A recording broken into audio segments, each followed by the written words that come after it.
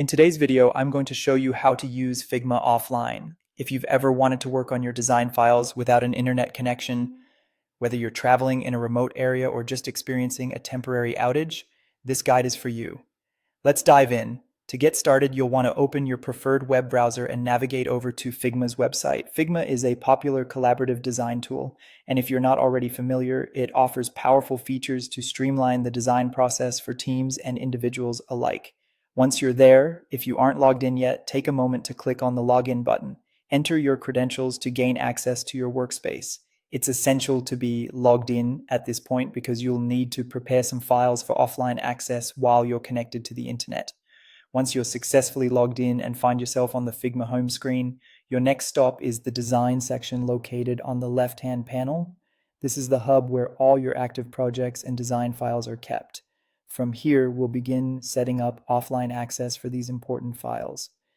With your design files in view, head over to the top menu bar. You'll spot the main menu, easily recognizable as the Figma icon in the top left corner of the screen. Give it a click. From the drop-down menu that appears, hover your cursor over the option labeled File. Under this submenu, you'll see an option that says Save Local Copy.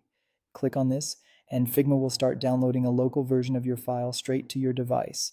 This local version is your ticket to design freedom without needing an internet connection. It enables you to open and edit your design files offline. However, remember that while you're making changes offline, these edits won't automatically sync. So once you're back online, it's vital to reconnect and update your files. This step ensures that everything remains up to date and in sync with your team, preserving the collaborative nature of Figma. And just like that, you've set up Figma for offline use.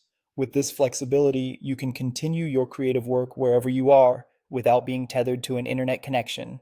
I hope you found this video helpful. If you did, don't forget to like the video and subscribe to my channel for more Figma tutorials and design tips. Thanks for watching and happy designing.